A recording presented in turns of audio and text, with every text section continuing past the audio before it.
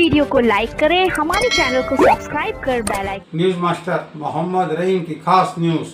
पत्रकारों का अपमान बर्दाश्त नहीं किया जाएगा। पत्रकारों ने उठाई आवाज, दो हम एक है। खासदार संजय दीना पाटिल पर हो गुना दाखिल, एसडीएम ऑफिस में दिया निवेदन। क्या है पूरा मामला, आइए देखते रहिए न्यूज मास्टर से। बोला।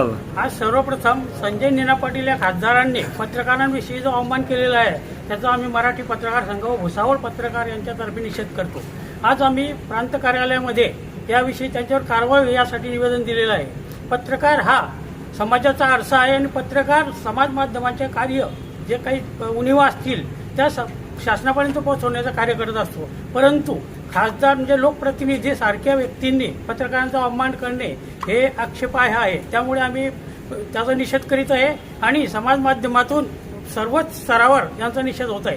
त्यांच्यावरती त्वरित कारवाई व्हावी यासाठी आम्ही निवेदन दिलेलं आहे। पत्रकारांवर यापूर्वी सुद्धा अशाच प्रकारचे अवमान झालेले आहे, परंतु त्यावरती कोणतीही कारवाई झालेली नाही। आज आम्ही या माध्यमातून प्रांत साहेबांना निवेदन दिले आणि त्यावर कारवाई व्हावी अशी आमची अपेक्षा आहे। यापुढे सुद्धा फडणवीस साहेबांनी यापूर्वीच सांगितले होते की पत्रकारांवर जो अवमान करेल त्याला सरळ जेलमध्ये पाठवावं लागेल। मग फडणवीस साहेबांना मी विनंती करतो की आता संजय दीना पाटलांना पण जेलमध्ये पाठवणार का? तर फडणवीस साहेबांनी याविषयी त्यांच्यावरती त्वरित कारवाई करावी आणि पत्रकारांच्या संरक्षणाविषयी जे कायदे आहे त्या कायद्याची अंमलबजावणी करावी ही अपेक्षा आहे।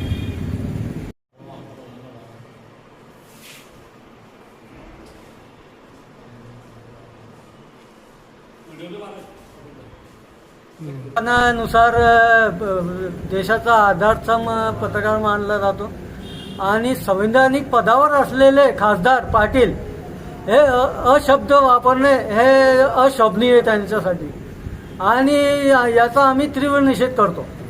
एकीकडे कायदा काढला जातो पत्रकारांच्या संरक्षणासाठी आणि एकीकडे पत्रकारांचे खच्चीकरण आणि अशी घटना आणि तेही संवैधानिक पदावर बसलेले खासदार